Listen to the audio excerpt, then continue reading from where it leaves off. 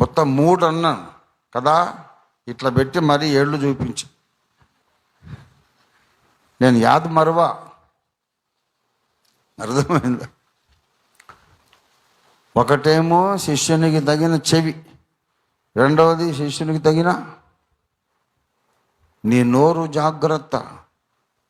గర్వముగా మాట్లాడొద్దు, పొగరుబట్టిన మాటలు మాట్లాడొద్దు, తృణీకరించే మాటలు మాట్లాడొద్దు.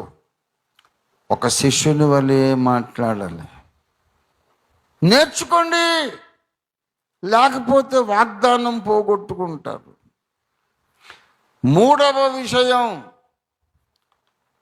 దేవుని నిర్ణయ కాలము మీద అచంచల విశ్వాసం.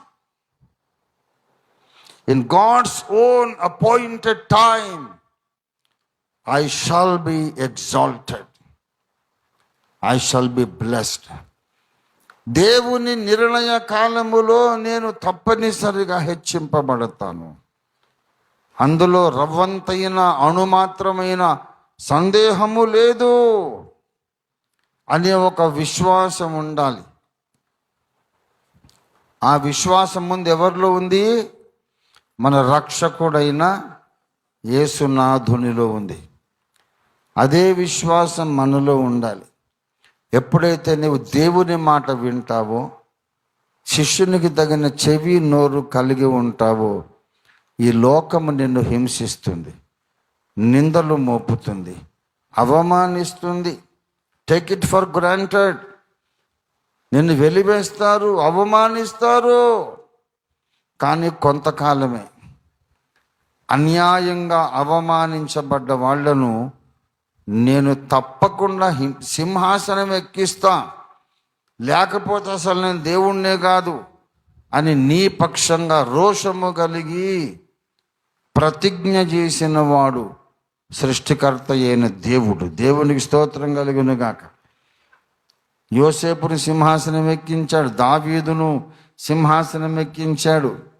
ఎవరెవరు దేవుని కొరకు అవమానించబడ్డారో వాళ్ళందరినీ సింహాసనం ఎక్కించడానికి ఆయన కంకణబద్ధుడై ఉన్నాడు. దేవునితో నడవండి.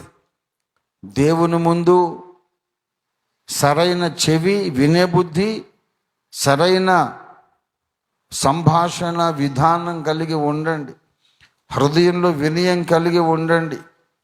దాని ద్వారా వచ్చే శ్రమలు, దాని ద్వారా వచ్చే అవమానాలన్నీ భరించండి. 3వది ఏంటంటే చెవి నోరు తర్వాత 3వది ఏంటంటే నిర్ణయ కాలం ముందు దేవుడు నన్ను తప్పకుండా హెచ్చిస్తాడనే అచంచల విశ్వాసం, అన్షేకబుల్ ఫెయిత్. అది యేసయ్యకు ఉందట. ప్రభువైన యెహోవా నాకు సహాయము చేయవాడు.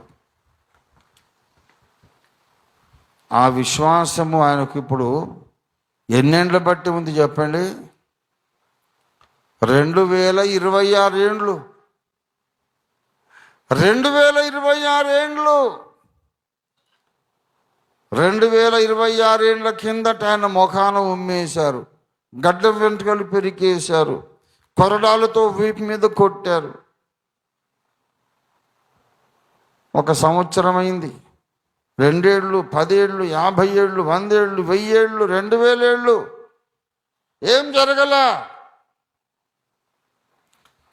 కానీ దేవుని నిర్ణయ కాలములో ఆ అవమానించబడ్డ దేవకుమారుడే విశ్వానికి రారాజుగా, బంగారు మహిమా కిరీటధారిగా మన కళ్ళ ముందుకు రాబోతున్నాడు.